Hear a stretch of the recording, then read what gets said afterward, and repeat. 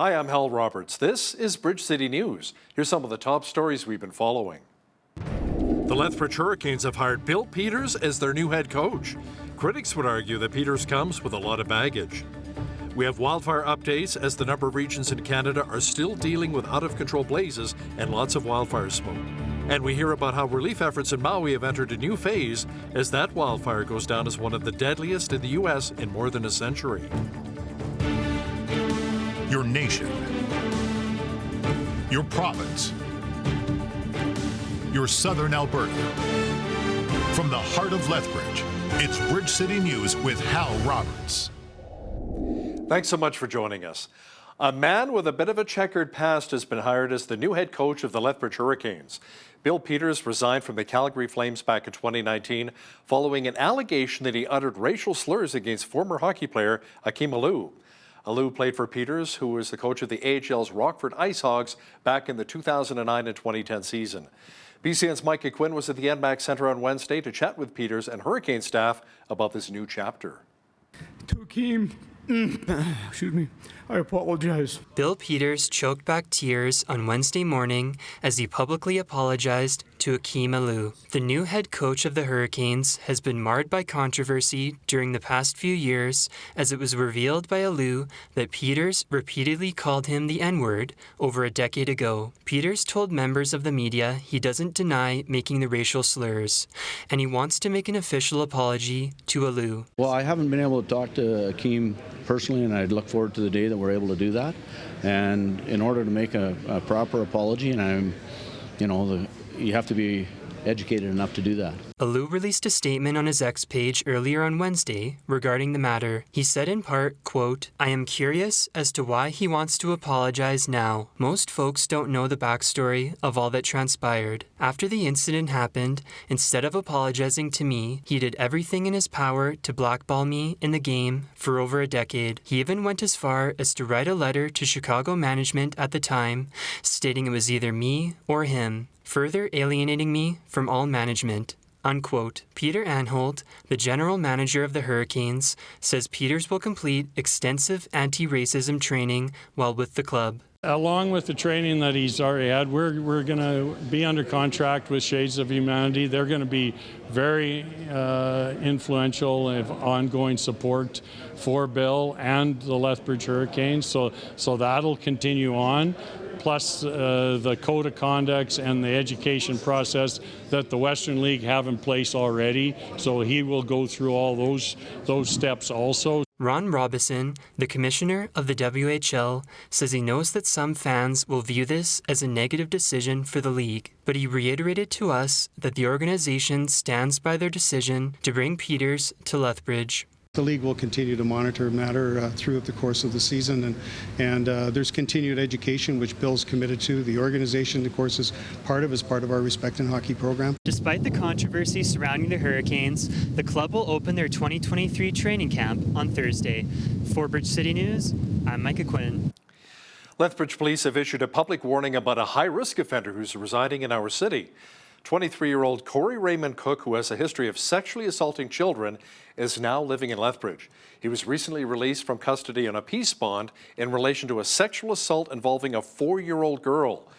Cook has been assessed as an above-average risk to reoffend and is being monitored by police. He's described as a Caucasian male, around 5'9", 180 pounds with brown hair and eyes. Police say there is a risk to public safety, so make sure you watch your kids. Exhibition Park broke an attendance record for this year's Whoop Up Days. Over the 5-day fair last week, 77,263 visitors walked through the turnstiles to take in the festivities. Officials say the attendance is more than 160% higher than the 6-year average. Mike Workington, the CEO of Lethbridge and District Exhibition, believes a big contributor to the record breaker this year was free admission they offered to get into the park. What we had always said when we made that call was that we wanted it to be accessible for everyone, and we certainly saw the success of doing so. And then the other two factors that played in, I think there was a lot of curiosity about the Agri-Food Hub and Trade Center, and literally thousands of people got the opportunity to see and experience this venue that we're standing in today. And lastly, we couldn't have had better weather for all 5 days. Yes, it quite literally rained on our parade a little bit, but shortly after that, the clouds cleared and we had 5 perfect days of weather for the fair. Warkentin says planning has already begun for next year's Whoop Up Days festivities, which also includes looking at offering free admission once again. You know, in some communities around Lethbridge, folks will soon notice some speed limit changes. A pilot project will begin September 15th in Paradise Canyon and the Canyons, where the speed limit will be lowered from 50 to 40 kilometers an hour. Other subdivisions within the city will be adopting the new speed change later this year as well. Speed is a major cause of collisions in many of the severe collisions. So in Canada-wide, in 2021, over a quarter of the collisions that resulted in fatality were because of speeding or excessive speeding. In Lethbridge as well, we have about 20% of collisions which result in major injuries, or we have few fatalities, not as many, but about 20%. So still a large proportion of collisions happen, and that serious collisions happen because of speed. So safe speed is also one of the important elements of our safe systems.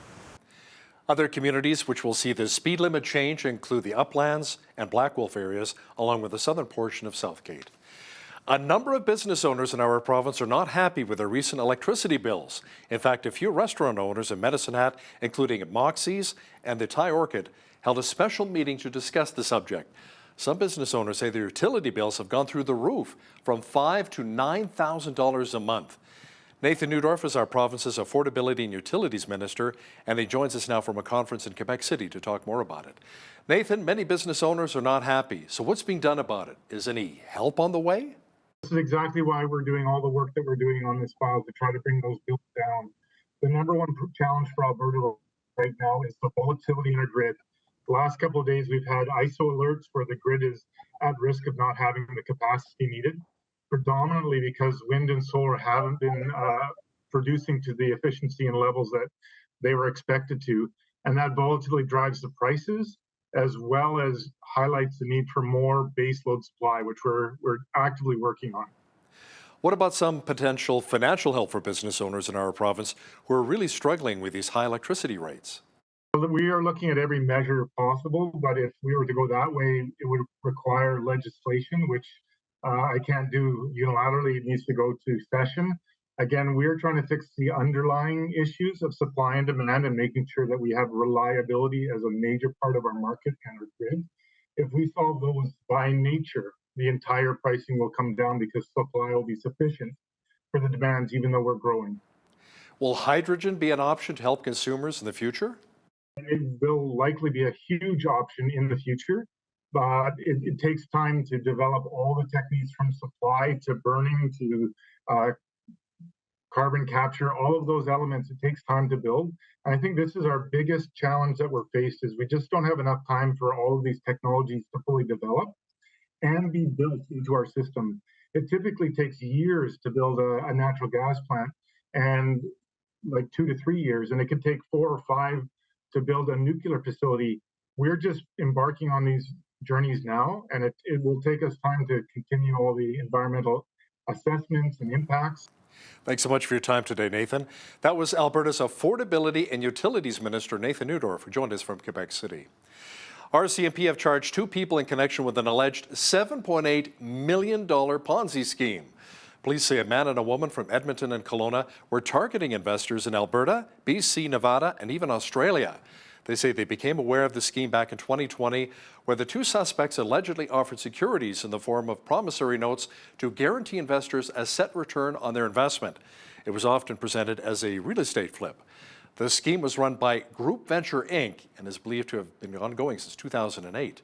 56-year-old Curtis Gordon Quigley and 56-year-old Kathleen Treadgold turned themselves into pleas and face 80 charges of fraud over $5,000. They're also facing a count of money laundering.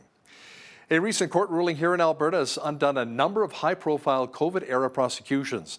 As of last week, there are only around 14 left, and the number, in fact, may be lower this week. The change has a lot to do with the Ingram case, which said that the Chief Medical Officer of Health should have been making pandemic-related decisions and not our politicians. Our legislative reporter, Tyler Dawson, has more. The Public Health Act that governs Alberta says that final health decisions in a situation like the COVID-19 pandemic needed to be made by the chief medical officer of health. So in this case, it was Dr. Dina Hinshaw. But the way it happened was that cabinet made a lot of these decisions. Elected politicians, not bureaucrats, made these decisions. But the court said, well, actually, the way the legislation is written says that it should have been Hinshaw. And so since it wasn't, the argument was that basically those laws, those rules never could have and never should have existed in the first place. Mr. Tyler Dawson will also have details of how the Alberta government and Ottawa are nearing a deal on a working group to further discuss our energy sector. He'll have details coming up after business news. Well, it was slightly cooler with clouds and some light showers in parts of southwestern Alberta today. Jeanette Roche is in now with an early look at the forecast. Jeanette, how long will the cool winds and moisture remain? Well, not too long at all, Hal. We are actually still seeing a 30% chance of showers on Thursday. Not quite what we saw today. What a day it was, too, with that drastic drop in temperature. Even from this morning, that temperature dropped, lots of rain, and that gusty wind, that 50 to 70 K. Okay, so on Thursday, we are still looking at winds 20 to 40 K, not quite what we had today. And then that 30% chance of rain, we are going to see temperatures rise back up to the 20s as well, up to 23 for a high. And you know what? I'm going to just say we're not over with summer yet. I'll be back later in the show to tell you the good news that we are still going to see some warm temperatures this weekend. Looking forward to it. Thanks so much, Jeanette. Researchers at the University of Lethbridge have been awarded more than $2.3 million in funding support. The cash infusion was announced by federal government ministers François-Philippe Champagne and Mark Holland in Edmonton. The money is part of a $960 million investment by Ottawa in research activities across the country. U of L Vice President Dina McMartin says the funding will help support faculty members to hire more personnel, help to train graduate and undergraduate students, and to purchase essential equipment. The Elementary Teachers Federation in Ontario has shot down an arbitration agreement proposed by the province. The teachers say instead they'll file for conciliation to address issues of better pay, benefits, and classroom supports. EDFO's goal is to reach fair central agreements for its members, so we are optimistic that the conciliation process will be successful. The ball is in the province's court. The Ford government must take bargaining seriously and negotiate fairly. Our members' work must be respected, and students must be fully supported by this government. Our world-class public education system is worth protecting. Police in Ontario have laid more charges against Kenneth Law. He's accused of sending a lethal substance to people at risk of self-harm. Law, a 57-year-old man from Mississauga, now faces 14 counts in total of counseling and aiding suicide. This investigation began as a result of a sudden death in Peel Region, where the victim was suspected to have consumed sodium nitrite purchased through an online company believed to be owned by Kenneth Law. As this investigation has progressed, we've alerted the public that in addition to packages or labels identifying sodium nitrite, to also be vigilant about the distribution of hoods and/or masks that could be used to cause self-harm. Mr. Law was charged by Peel Regional Police with 2 counts of counseling and aiding suicide in May of 2023. Today, I can share the police have laid an additional 12 charges of counseling or aiding suicide. These charges were laid at the Newmarket courts, and moving forward, all 14 charges will be heard at that location. The wildfires continue in many regions of the country, including right here in Alberta. Alberta Wildfire says there are currently 80 wildfires burning in the province, including a large one burning in Wood Buffalo. Emergency officials say fortunately 74% of the wildfires in our province are now under control. There have been 986 wildfires so far this year in our province. According to Alberta Wildfire, 70% of the blazes were caused by lightning, 8% were human-caused, and around 22% are suspicious and are currently under investigation. Several major wildfires are burning out of control in BC's interior as winds have picked up during some stormy weather. Fire crews had hoped to dampen fires in parts of the central Okanagan and the Shuswap, but only light rain fell over the past 24 hours.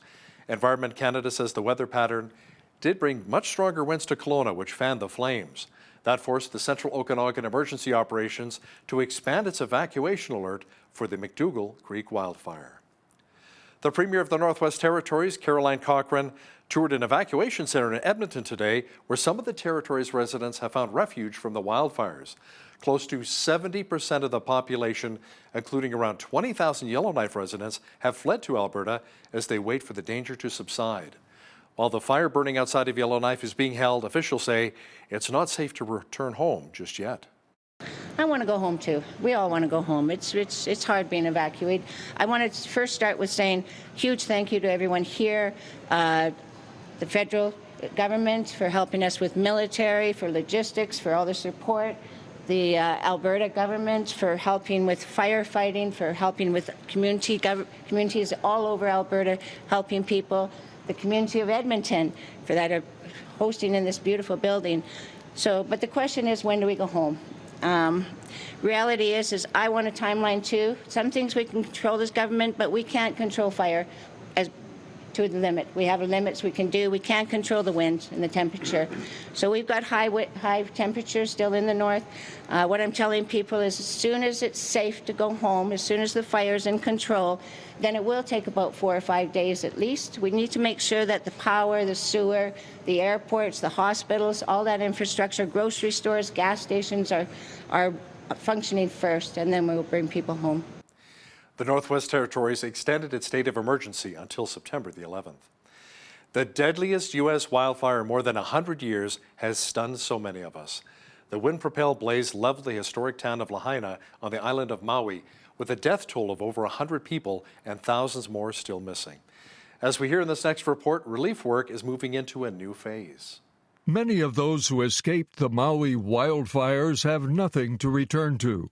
Government and different aid groups are hard at work, but it's the response of the Hawaiian people themselves that has surprised even veteran crisis responders like Sean Malone, founder of Crisis Response International.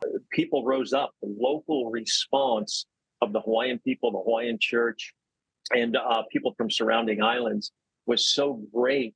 It really elongated what we call the heroic phase. So after that initial shock phase, you have this heroic phase. Some people say it's the honeymoon phase. And what that means is, hey, we're going to get this done. We're going to fix this, and we're going to be back to normal as soon as possible. And all of this adrenaline and compassion, which is really good. But as the weeks go on, some of the local response is slowing down. They're exhausted. They begin to hit the wall. And now, the local church response and then, relief groups staying longer term is really important.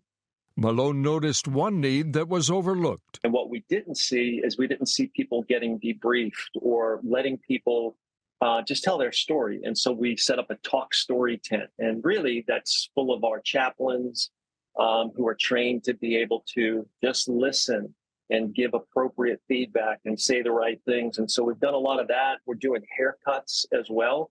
You wouldn't think like that's a top of the list need, but it's a way to engage with people. People become vulnerable when they're sitting in a chair getting their haircut, and they open up their heart, and we begin to talk story with them. We've seen that to be very fruitful. We're debriefing first responders and the police.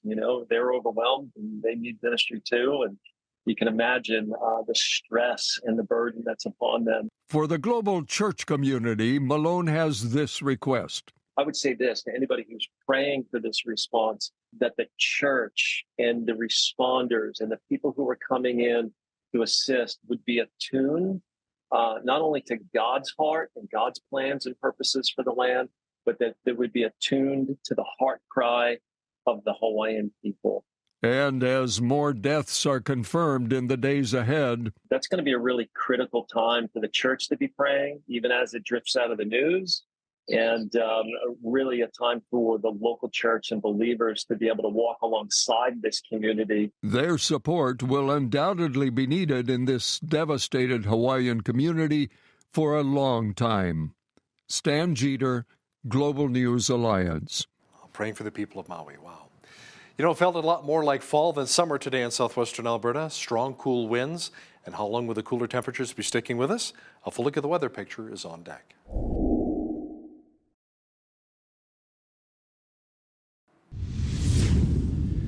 You know, some people turn their thermostats from cool to heat so their furnaces could warm things up a little bit today. It was a little bit cooler than we've been experiencing lately here in Lethbridge.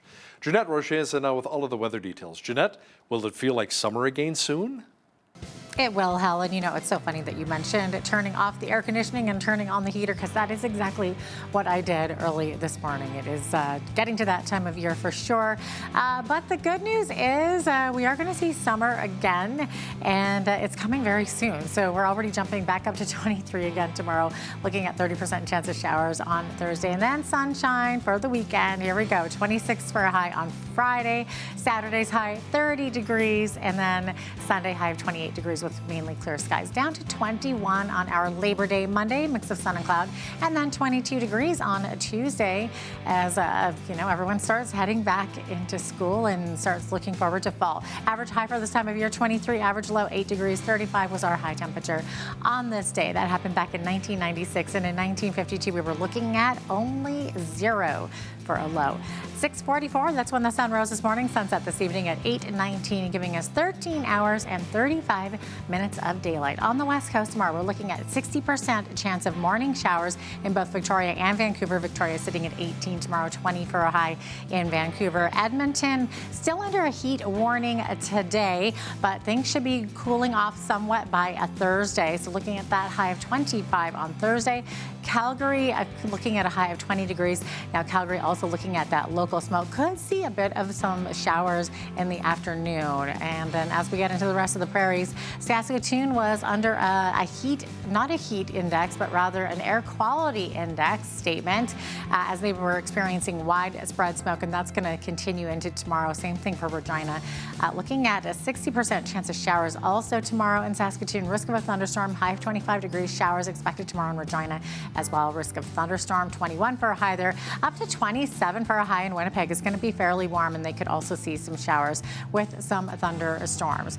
Okay, Toronto, clear skies tomorrow, 22 for a high, nice and sunny in Ottawa, 21. Montreal, after a severe thunderstorm watch and warning today, looking at clear skies tomorrow at 21 for a high there. So pretty clear sailing there. As we look to Atlantic Canada, after we saw heavy rainfall warnings and downpours today and into this evening, Fredericton still looking at just a 30% chance of showers tomorrow, 18 for a high there. Halifax, same thing, looking at that 30% chance of showers, 18. Charlottetown could see some showers tomorrow as well, 15 for a high.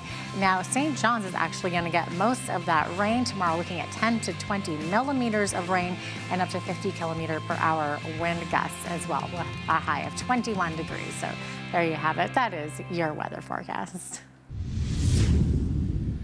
Metro says it's reached a tentative agreement with Unifor to end a strike at 27 grocery stores in Ontario. Details of the tentative deal were not immediately known, but Metro calls it fair and equitable. The company says the deal was unanimously recommended by the union's bargaining committee, and if ratified, will put an end to the labor dispute. It says the agreement will be submitted to employees for ratification vote, which is expected to take place fairly soon. Officials at Air Canada say they are slashing 6 major routes out of Calgary. They say it's in large part due to an industry-wide pilot shortage. The country's biggest airline says it will no longer offer nonstop flights from Calgary to Ottawa, Halifax, Los Angeles, Honolulu, or Frankfurt as the end of October. Officials say the industry-wide shortage of regional pilots is expected to have a prolonged impact.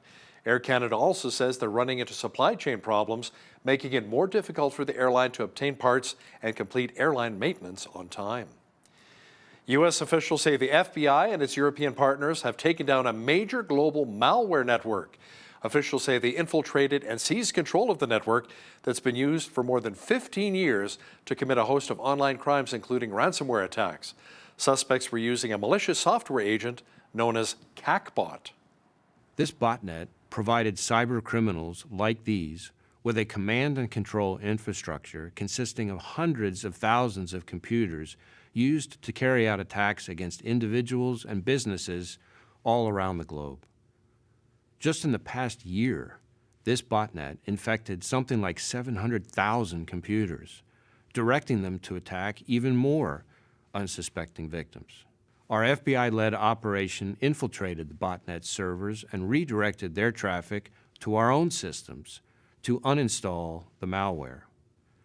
This is the first time we've deployed this innovative technique, severing thousands of computers from the botnet and restoring control back to the victims. We also seized millions in cryptocurrency in the process. While cybersecurity experts say they're impressed by the dismantling of the network, they caution any setback to cybercrime would only be temporary. Now, here's a look at today's markets. The TSX was up 39 points on the day to finish at 20,330. The Dow was up 37 points to 34,890. The S&P 500 was up 17 on the day to 4514, and the Nasdaq was up 75 points to 14,019. West Texas Intermediate Oil was up 56 cents to 81.72 US per barrel. Natural gas was up 14 cents to 281 US. Gold was up 4.74 on the day to 1942.28 US an ounce, and silver was down 11 cents to 24.62 US an ounce. Feed wheat is at $9.94 per bushel, barley's at $7.62, canola's at $18, and corn is at $9.27 per bushel. Live cattle were down $2.20 to $178.80. Feeder cattle were down 65 cents to $250.05, and lean hogs October contract was up $2.88 to $83.60. The Canadian dollar was up slightly over the past 24 hours to 73.89 US.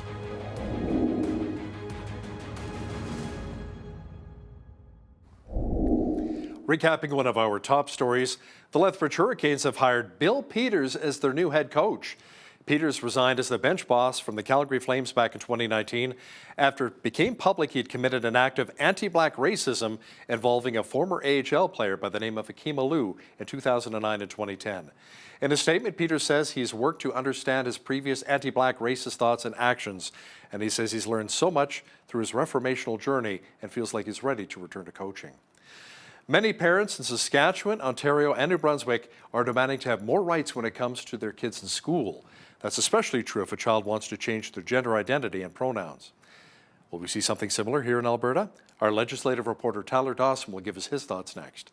If you see news happening in your community, be sure to drop us an email at info@bridgecitynews.ca. And if you missed any of today's stories, check out our website, bridgecitynews.ca.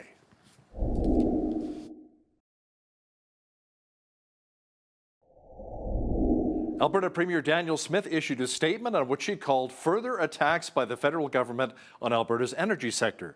Smith says Environment Minister Stephen Guilbeault has once again shown his utter contempt for Alberta, our economy, and our energy workers. Now, to talk about this in a little more detail is our legislative reporter and the Alberta correspondent with the National Post, Tyler Dawson, who joins us from Edmonton. Now, Tyler, despite the recent rhetoric, the province and Trudeau government appear to be nearing a deal on a working group to further discuss energy issues.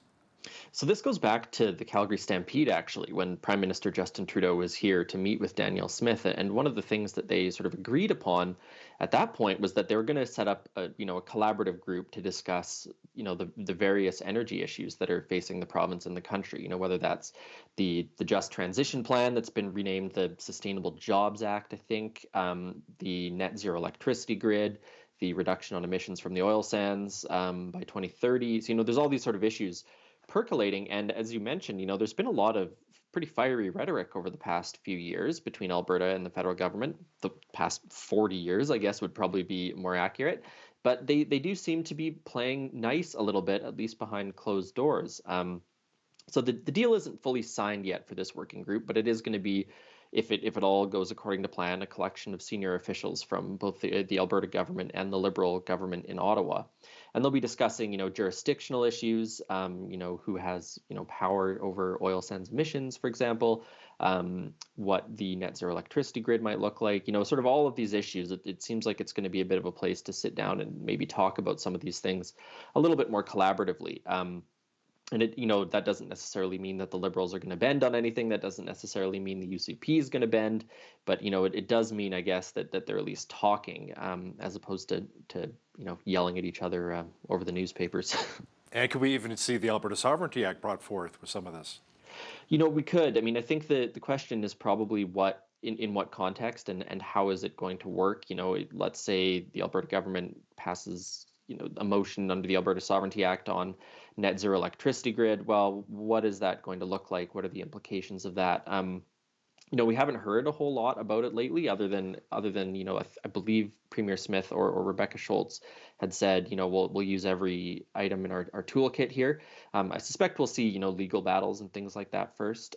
It strikes me as the Sovereignty Act sort of being a last ditch sort of effort, but I think it's entirely possible for sure. The high temperatures this week and the need for power from British Columbia have put a real strain on our province's power grid. Tyler, Premier Smith has even used it as an opportunity to call for more natural gas. Yeah, so there's this whole debate obviously happening around renewable energy and what the electricity grid is going to look like in the future. And there was an alert earlier this week that said, I think it was between 5 and 7 p.m. or 7 and 9 p.m. to try and conserve power because the grid was under quite a bit of strain. And so Smith has basically said, look, the best way to get this stability in the grid is to ensure that we have more natural gas power. It's a regular occurrence in some parts of the country to have the power grid be in a bit of trouble. But in this current moment of discussing what the energy grid is going to look like in the future, it's notable, I think, that Danielle Smith has pointed out that natural gas power is one of the ways to bolster the capacity of the grid. Let's talk a bit about the green energy moratorium. It's been a little controversial, Tyler, to the extent that the province has even put out a multi-page defense of its decision to pause approvals of the projects, including more wind farms. Yeah, so they've been a little bit on the back foot. I think it's fair to say they've certainly had their defenders, but it is one of those decisions that I think has left a lot of people scratching their heads. The justification for it was that they needed to look at some of the remediation processes at the end of life of these facilities, what sort of agricultural land was being used for solar farms or wind farms, and what the effects of that could be, the effects on the landscape and the views that Albertans enjoy. So. All those things, I don't think anyone disagrees that those are important things to look at, but I think the moratorium came a little bit out of left field for a lot of people, not just progressive politicians either, who are trying to figure out what's going on here, because this is, a multi-billion-dollar industry. A think tank, I think, had pointed out that this was maybe 183 projects worth $31 billion or some number to that regard. So a lot of money and a lot of jobs sort of, caught up in this, and the UCP's really had to work hard to defend themselves. And one of the interesting things that's happened this week is that you've had a couple sort of small-ish towns come out and say, look, we banked on a whole bunch of tax revenue from these new projects, namely Caroline and Innisfail are the two that spoke out this week. So, it reminds me a little bit of the coal moratorium stuff that we talked about a year or two ago, where the UCP sort of made this decision. And then some of the people who are mad about it weren't, your sort of typical downtown NDP voters. Like Caroline that's UCP country down there. And so they put themselves in this interesting spot where they're taking criticism from sort of all sides a little bit here. And they don't seem to be backing down yet. Maybe that'll change, but certainly a bit of an odd situation. Big industry, lots of jobs. You have some small town folks who are not happy with it. You have other small town folks who are happy with it. So it's a really complicated policy area, it seems to me. Caroline's also the hometown of former figure skater Kurt Browning. There you go. Yeah, I had a chance to MC his retirement from amateur sports. That was a lot of fun with Jamie Soleil there. Tyler, a big issue in both Saskatchewan and New Brunswick is parental rights in schools with regards to students. Now, it's in reference to kids wanting to change their gender identity and or pronouns at school. Now, you say that really hasn't touched Alberta yet? It doesn't seem to have. So in the last few days, we've had Saskatchewan talking about that. We've had Ontario is now sort of kicking this football around a little bit. And the UCP doesn't seem to have gone down this road yet. That doesn't mean they won't. They do have a convention coming up in early November. And of course, the grassroots constituency associations write all these policy ideas that come up for debate. But Danielle Smith herself, sort of personally, has been sort of reluctant to touch this issue. If you go back to her days as the Wild Rose leader back in 2014, when there was quite a messy debate happening in Alberta politics about gay-straight alliances in schools, Danielle Smith was sort of saying a lot of the things that we're hearing progressive politicians saying right now. She was saying that, look, not all these kids have safe homes. They need to be able to be themselves in school, those kinds of things. The things that, for example, former Premier of Ontario, Kathleen Wynne, has been saying. So her personal politics, at least in the past, have been a little bit different maybe than some of the stuff we're seeing from other conservative politicians in the country. And even more recently, she said, I think these should be personal choices. We shouldn't be politicizing these things. So it's going to be really, really interesting to see what the grassroots of the United Conservative Party want versus what Danielle Smith, as the leader of the party, wants. Because, of course, disagreeing with the grassroots was one of the things that got Jason Kenney in trouble. So I suspect it's going to come here in some form or another. I think that's the sort of thing that the grassroots of the party are going to be animated about. It's going to be very interesting whether Danielle Smith still agrees with her, past Danielle Smith or where she's going to go on this. Now, Tyler, another feud has arisen between the government of Alberta and Ottawa, and this time it has to do with transfer payments. Can you explain? Yeah, well, we just talked about them playing nice, but of course there's always going to be a disagreement somewhere or another. It's a little bit of a complicated one, but the gist of it is that there's a fiscal stabilization payment that is, sent from Ottawa to provinces that have had economic contractions, and the Alberta government basically argues that it should get, I think, about a $780 million transfer payment, and the federal government, its calculations say it's in the $550 million range. So there's, $130 million, give or take, of disagreement there. And so they've been going back and forth, sort of arguing about how much money Alberta should be getting from the federal government. And the Edmonton Journal, a colleague of mine, got that from a access to information request that had a briefing note with all this stuff. So just goes to show, I think, that maybe they'll play nice on one side of things, but there's certainly always going to be some disagreements on a different file. A recent court ruling has undone a number of high-profile COVID-19 era prosecutions, Tyler. As of last week, there are only around, 14 left before the courts, and that number has dwindled since that time. Now, the change has a lot to do with the Ingram case, which has said that the public health rules were done improperly. Can you explain? Yeah, also a bit of a complicated one. The gist of it is that a lower court judge, a Court of King's Bench judge, said that the Public Health Act that governs Alberta says that final health decisions in a situation like the COVID-19 pandemic needed to be made by the chief medical officer of health. So in this case, it was Dr. Dina Hinshaw. But the way it happened was that cabinet made a lot of these decisions. Elected politicians, not bureaucrats, made these decisions. But the court said, well, actually, the way the legislation is written says that it should have been Hinshaw. And so since it wasn't, the argument was that basically those laws, those rules never could have and never should have existed in the first place. The legal term is ultra vires, which is getting down the rabbit hole a little too much maybe. But basically what that means is that these laws shouldn't have existed. Therefore, any sort of prosecutions that happened under them were happening under a mistake, basically. So what seems to be happening now is Crown prosecutors are going before judges in these cases and asking for acquittals or for charges to be dropped. That happened earlier this week in the case of Christopher Scott, who's the owner of the Whistle Stop Cafe in Mirror, Alberta. Ty Northcott, the No More Lockdowns rodeo guy, I believe is in court later this week. There's the possibility of a similar thing happening there. Ditto for James Coates, the pastor of Grace Life Church just outside of Edmonton. So, those are sort of the three biggest health rule prosecutions that I can think of. And those do seem to be on the verge of coming to an end because this ruling said, look, these rules never should have existed in the first place. So how can you continue to prosecute someone under a rule that no longer exists? It's probably worth noting that this I don't think will apply to the four folks from the Coots border protests because they're facing federal criminal charges, I think, by and large, rather than Public Health Act charges. Tyler, a new Alberta traffic law goes into effect this week. The province changed the rules around passing emergency vehicles, and it comes into effect September 1st. Let's talk more about this new law. Yeah, so if you're out on the roads on the long weekend, this new rule is going to affect you. It's relatively straightforward. Basically, if there's emergency vehicles on one side of the road, if you're in the lane next to them, you need to slow down to 60, I believe it is, if you're on the highway. So this is not. It's kind of been like this forever, or a long time, anyways, for police, for example. But it's a wider net now. It includes, I believe, tow trucks, for example.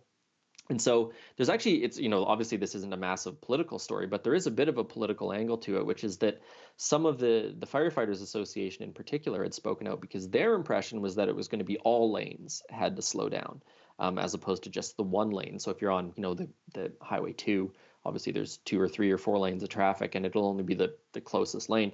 So a little bit of controversy there. And the government has said, look, the evidence suggests that having sort of everybody try and slow down and speed up is actually a little bit more dangerous for the flow of traffic than just the lane closest to the responders. So not the world's largest political story, but certainly a good little public service announcement, I think, as the long weekend comes up, because an awful lot of people are going to be getting out of town, I think.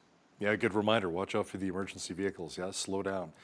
Tyler, the opposition NDP in our province is calling on the Auditor General to investigate the Dynalife debacle. Now, this is the company that had the lab testing contract, and then the government nationalized lab testing recently. Dynalife was facing major delays and was unable to fulfill the terms of their contract?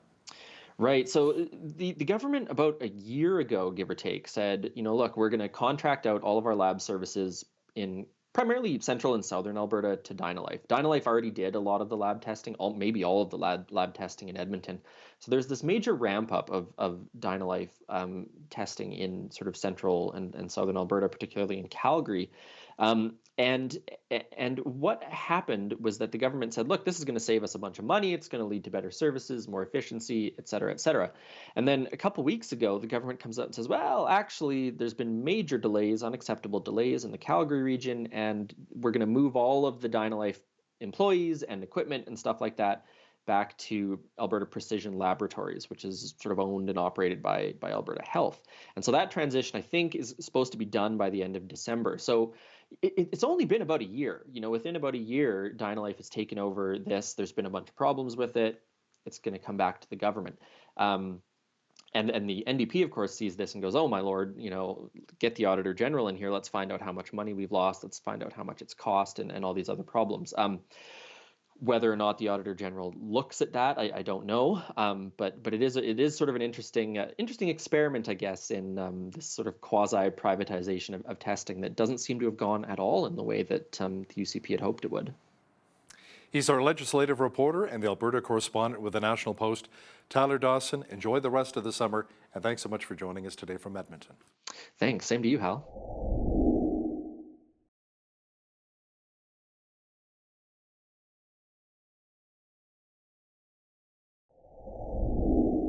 I think it would be safe in saying that all of us hate it when we fail at something. I know I do. Of course, we have all failed along the way, but perhaps the issue is, how do we respond to failure? Joining us today from Edmonds, Washington is Dr. Greg Jantz. He is a certified psychologist and the author of 45 books, the latest of which is Why Failure is Never Final. Dr. Jantz, welcome once again to Bridge City News. It's always a pleasure to have you on our show. Oh, good to be with you today. And this is a really interesting topic. Well, looking forward to hearing more about it. So let's get started. Can you give us a brief overview of your book? Sure. When I think about failure, and by the way, this is my 39th year in the helping professions, and I see a lot of folks who feel like, man, I have failed and there's no hope, and I failed in my career, relationships. You just have a sense of failure. And so I begin to look at this and go, you know what? No. Some of what we think are failures can be our greatest steps towards really maybe a plan that is really good. And I believe that hope comes when we have a plan. So I love helping people see, no, yeah, we all make mistakes. We're all human beings. But guess what? We're going to use this. God's going to use this, and it's going to be good. Hang on. Hang on. We get into a mentality that really feels like I am a failure, and we start to identify that. And I'm here today to tell you personally that's not true. Well, speaking personally, when I've experienced failure, especially big failure, that feeling of failure seems to be in lockstep with a sense of shame. Is there a connection between failure and shame? Totally. And I'm so glad you mentioned that. Shame says I'm defective or something's wrong with me. And if we have a sense that something's wrong with us, we're going to probably live a life of perceived failures. We're going to make mistakes along the way, and we're going to think, well, it's just because I deserve it, or it's who I am. Because you really have been struggling. The core issue has been the shame, that sense I'm not good enough. I'm defective. And how can we learn to be refined but not defined by our failures? Okay, here we go. First of all, do a little checkpoint. Am I blaming others? If I get into a blame mode constantly, then I'm not growing. If I constantly defend everything I've done or deny it, I'm not growing. So here's what you need to look at. Am I growing, and who's in my life to keep me growing? I have to tell you, I've done some things, even business-wise and things I've been involved with. I go, what was I thinking? But when I bring the right people into the equation, I begin to see things differently. God can bring people into your life that really can help you see things differently. And look, there's a plan and it can be good. So I really want you to hang in there, even if it's a struggling relationship. Now, you've got this great quote. It goes, "How you view failure has everything to do with how you define success." Can you unpack that for us? Sure. So if I see the only way of success is maybe I gotta have certain things, I have to live a certain lifestyle, I have to have a certain amount of money, and I success is something out here that's never really obtainable. Oh, and I tell you, I've worked with many folks who you would think, oh, yeah, success. Yes. Oh, but I've seen the inward struggle and I've seen what's really going on. And I can tell you, things are not always as they seem. So, in fact, most of the time they're not. Success has to be a sense of personal peace. There's a sense of peace. I feel successful when I'm growing, I'm accomplishing, and we all have different personality types. What may be accomplishment to one person, another person's going to go, no, that's not accomplishment to me. Look, accomplishment and a sense of waking up, having joy, having peace, and knowing that my life has purpose, that's a key part of success.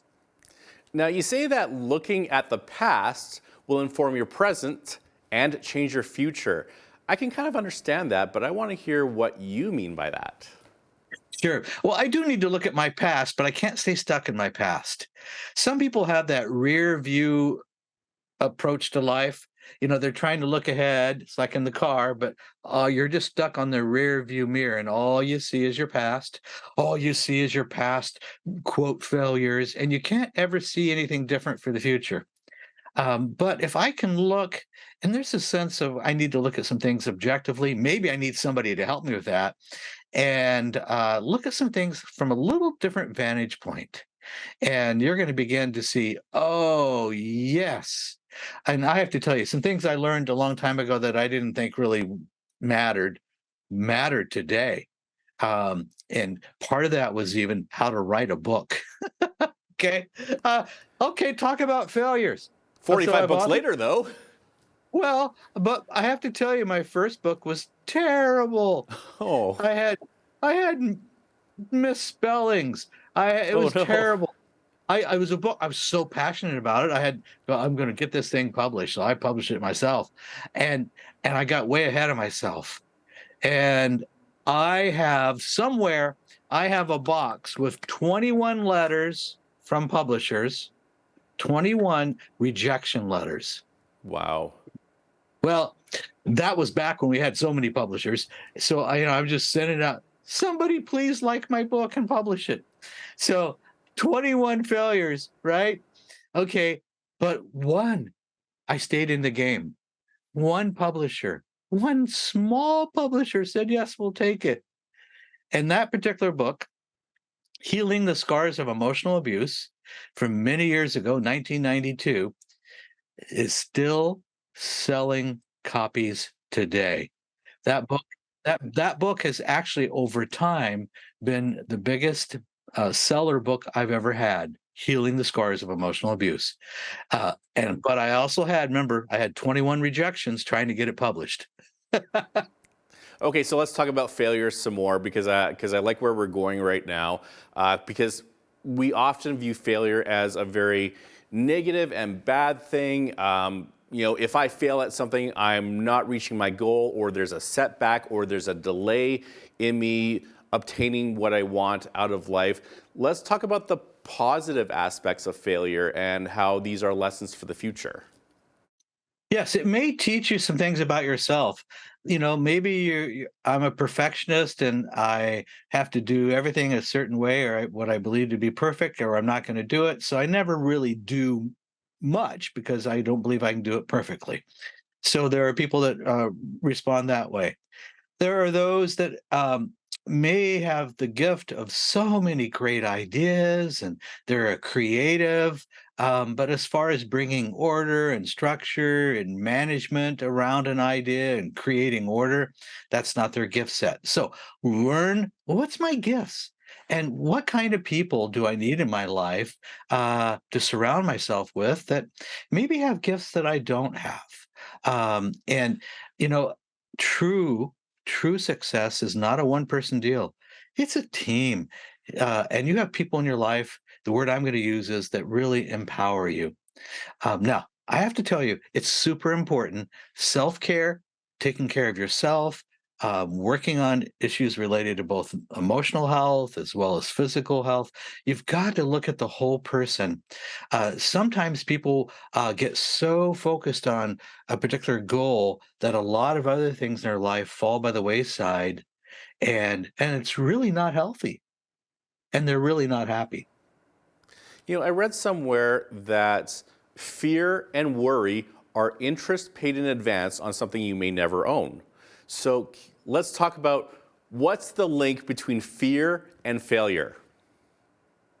Well, fear is something we all will experience. We just can't stay stuck in it. Anxiety is the number one diagnosis in North America right now. Anxiety. It's not a medical diagnosis, but it is the number one diagnosis because people are feeling anxious. So it freezes us. It freezes our brain. We tend at times not to make decisions with fear, or we make a lot of impulsive decisions. I'm impulsive and I act out. So watch it with fear. Fear also lies to us. Fear says you can't do it. Fear says, you're defective. That's where shame comes from. So we've got to plug the truth in, and the fear will always lie to you. Now, the final section of your book is about how to reframe our failures. What are a few of the 14 ideas you suggest? Well, one of the things to reframe is, first of all, be careful about anger or bitterness in your life. If I feel like I've failed, I can get really angry at others or myself. So one of the things that I need to look at is my emotional health. Look for the 3 deadly emotions: anger, fear, and guilt. What are we saying? We're saying those toxic emotions can take you away from what you really want in life. So one of the targets I have to have is I'm going to keep working on my emotional well-being in my life. And I also then need to look at what are the relationships in my life? Do I have empowering, truth-telling friends in my life? Or am I surrounded with people that maybe are doing the opposite? So begin to look at again, that's one of the targets is the health of my relationships. You got to have somebody that can believe in you. Really believe in you. And obviously, it's really unhealthy to be in that failure mode. So let's talk about how to move on after failure. And does thankfulness help us move on? Oh, I'm so glad you mentioned that. I'm going to use the word gratefulness. Okay. Yeah. And maybe it's a good time to start a gratitude journal. I can tell you, I know it sounds maybe even silly, but gratitude in our lives, we love to be around grateful people. They're like a magnet. Grateful people just draw others to them. When I say grateful, I mean really, sincerely. You're moving beyond all your personal issues to gratitude, and you're beginning to be in a place to serve others.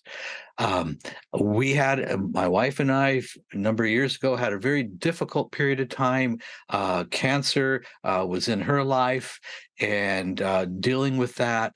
And she began a gratitude journal, literally every day writing gratitudes. Fast forward many years now, she's still doing this. There's lots of journals, and she was last at 27,000 something gratitudes. But here's what I learned from her. First of all, how do you write 27,000 gratitudes? Well, you just do a few each day. But she said, I think it was one of the things that changed my perspective that really helped keep me alive. Wow, gratitude. So when we move beyond a sense of failure, we become more grateful. Now, what would you say to a person who feels that they can never recover from their failures in life? Maybe like something that they did in their past really crippled them and they feel that they could never move on from that. Yes, there's something called self-forgiveness. There's forgiving of others. Maybe you had somebody that was extremely abusive in some way that created a lot of harm. And so now you feel resentments and bitterness. I can tell you for success, we've got to deal with any old past pain. Sometimes it's self-forgiveness. And self-forgiveness is not saying, it's not a license to say everything I did was right, but there comes a place where you go, you know what, I made some mistakes, and I'm not going to punish myself for that anymore. I've learned a great deal.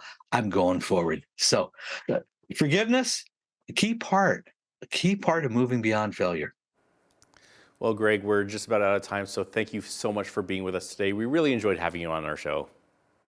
Good to be with you. And I just want to say it again. Hope comes when there's a plan. And really, truly, I know personally, when there has been failure, it does not need to be final. Hope comes with a plan. Dr. Greg Jantz is the author of Why Failure is Never Final, available at aplaceofhope.com. I'm Naveen Day. On behalf of all of us here at Bridge City News, thanks for watching.